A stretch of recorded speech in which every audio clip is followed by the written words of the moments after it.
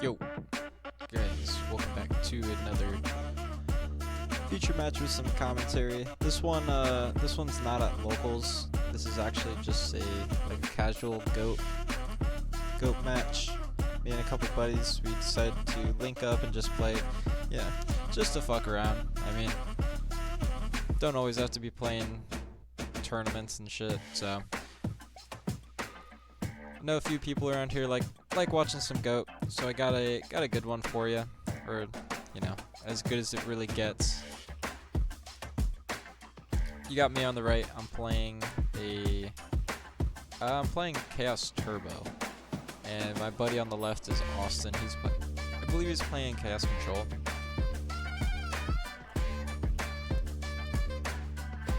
So Austin he honestly gets a pretty good opening. He hits my Gravekeeper Spy, and I mean that card you really want to keep around. Card's really solid. I mean it loses to very few. Knock is, one of the only cards that really takes care of it. But he also flips up his Dekoichi, getting a draw. Looks like he's gonna probably beat in for some damage. Get a little bit in there.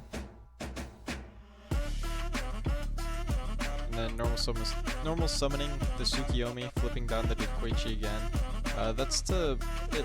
So if you attack with the Dekoichi and then flip it face down in main phase 2 with Tsukiyomi, what you're doing is playing around a Torrential Tribute. Because more than likely, no one's going to Torrential Tribute a flip summon Dekoichi. You're not getting as much value as you could out of that card. So definitely makes sense to do it that way. Austin plays Goat very, very well. Whereas I don't play it as well. I'm a little bit more aggressive when it comes to playing Goat. I'm just used to, I never played in older formats like this, so I'm used to playing very fast and combo-like. That's why I play Chaos Turbo, because it's a little bit more towards, my playstyle. But you see him getting extra value out of this Dekoichi, and he also used the Thunder Dragon already. So he's got plenty of cards in hand, probably looking at 8 cards or so. The only unfortunate thing is his hand is mostly monsters, and you can't do a whole lot in this format when you're looking at a handful of monsters, right? So that's one thing about Goat that has always made me uneasy, is that you can resolve Pot of Greed, two, 3 times, maybe even Graceful, but if you're not drawing the cards that you need at the time, then it just feels like you're wasting draws, and it really sucks. But he's gonna normal summon his Breaker. Attempt to pop my back row, and I'm actually gonna pop his Dekoichi. Reason for that is I know he's a Tsukiyomi, so I don't want him to just keep being able to loop that.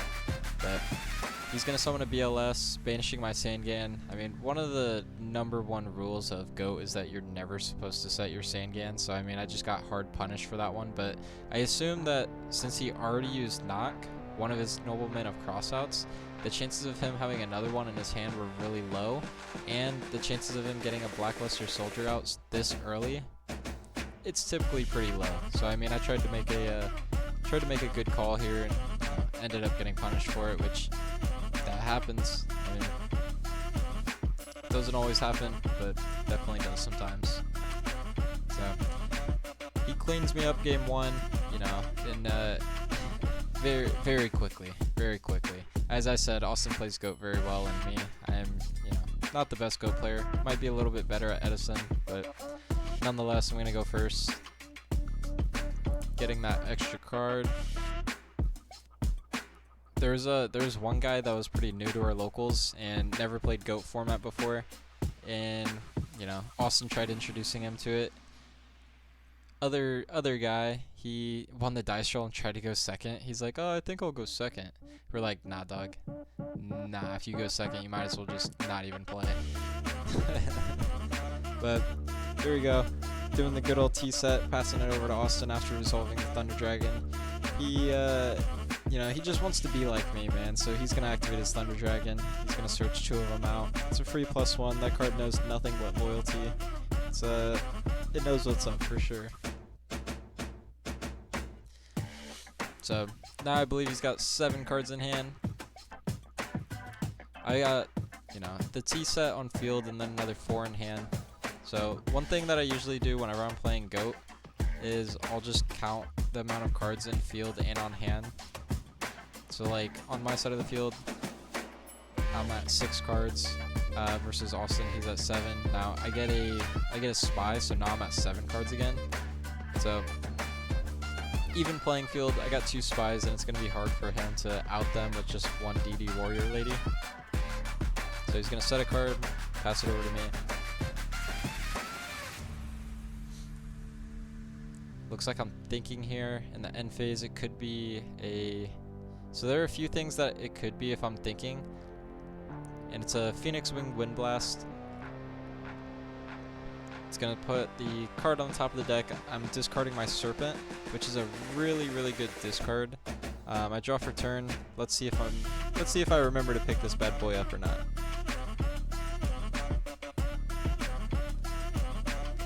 Wow, absolutely crazy. Don't even pick up the Sinister Serpent. Who the hell needs that card? It's not that good. I'm gonna snatch steal this DD Warrior Lady though, and I'm gonna get in for possibly a good amount of damage right here. I'm gonna tribute it over for a Thunder Dragon. It's an extra 100 attack points. And then I'm gonna attack with all 3. So, like I said, I like to play really aggressive. I'm pushing for a lot of damage right here, and I want to end this game super early.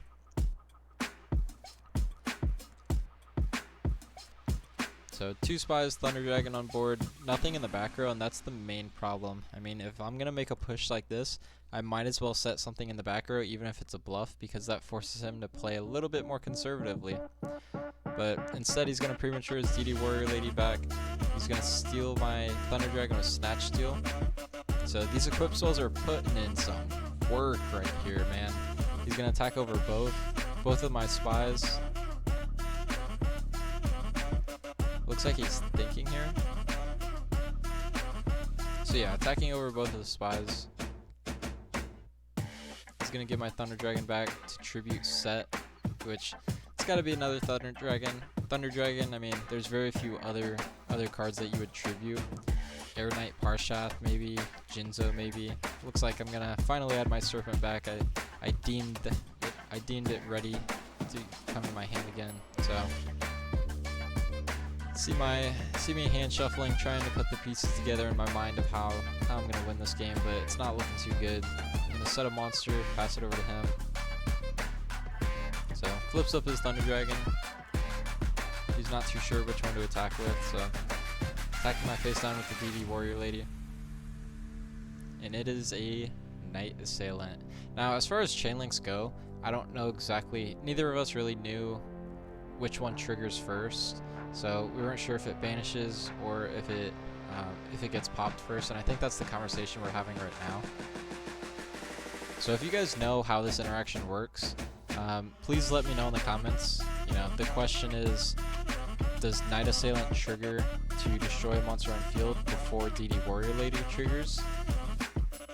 Assuming that DD Warrior Lady is attacking. So let me know how that works, guys. I'm definitely curious on that. But he's gonna set another face down monster, pass it over to me. I'm gonna draw a card.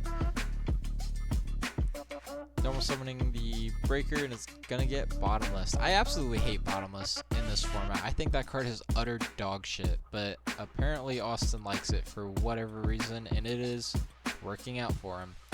So super unfortunate, but he's gonna flip summon his Magician of Faith now. He's only got 2 options here: it's Snatch Steal or Premature, but that's okay with me because that tells me that he doesn't have any of the big 3 in hand. He doesn't have a Pot, Graceful, or a Delinquent, so he's gonna steal one of those back from the grave. Looks like he's gonna go for a Snatch Steal, so that means he's playing pretty defensively, because I mean he could definitely add back the Premature, summon Thunder Dragon, and push for a fair amount of damage. But tribute summon for Jinzo. not looking good for me in the slightest. Activating upstart, give him a 3,000. Life points don't matter, who cares, draw a card.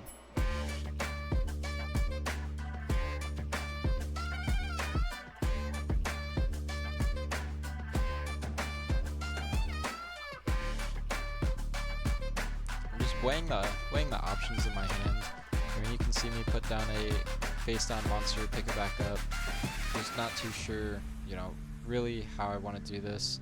I'm gonna activate, or I'm gonna summon the Tribe Infecting Virus, sending the Sinister Serpent from hand, destroying the Jinzo, and then sending a Thunder Dragon from my hand to destroy the Thunder Dragon.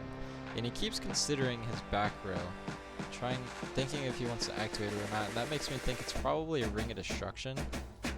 I can't imagine too many other things, you know, activating right here. Yep, there we go, Ring of Destruction.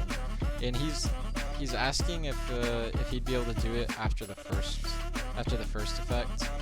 And I said, yeah, there's a window right there where you could do it, but it doesn't really matter because I don't have any other plays. I mean, I'm just gonna get absolutely smoked on the next turn.